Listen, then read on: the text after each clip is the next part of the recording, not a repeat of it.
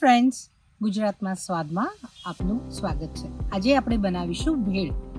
ભેળમાં બધું જ આપણી પાસે રેડી છે અને જે એક એક વસ્તુ તમને બનાવતા આગળના બ્લોગમાં શીખવાડીશ. પહેલાં આપણે લઈએ છીએ મમરા, ચવાણું, સેવ અને પૂરી, તળેલી પૂરી. એને બધું મિક્સ કરી દઈએ છીએ આપણે.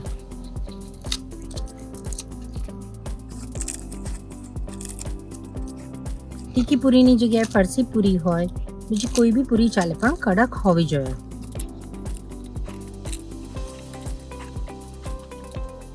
આ ચવાણાના બધા મિક્સરને મિક્સ કરી દઈશું.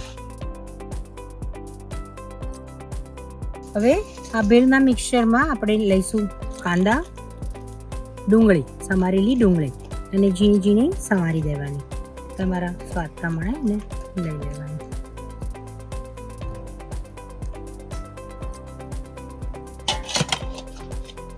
પછી લઈશું બટાકા, બાફેલા બટાકા. નાના કટકા કરી દેવાના, જેથી તમને ખાવામાં મજા આવે.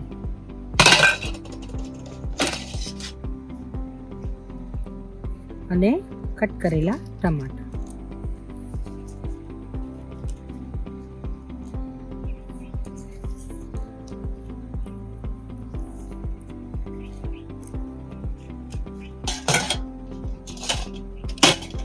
એમાં આપણે લસણની ચટણી નાખીશું.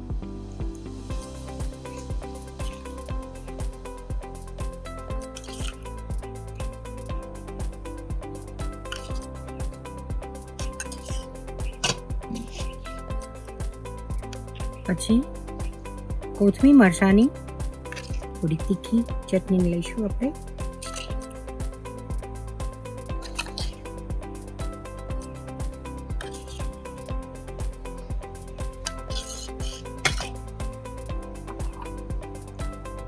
એમાં નાખીશું થોડો ચાટ મસાલો, થોડું ટેસ્ટી લાગે એટલે.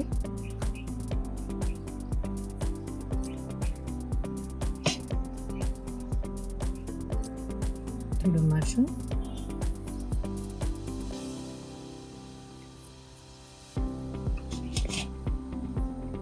અને થોડું મીઠું.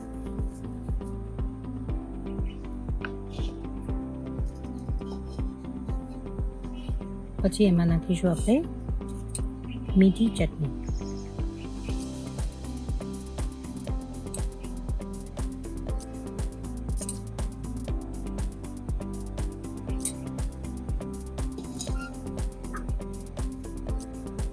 અને એને મિક્સ કરી દઈશું.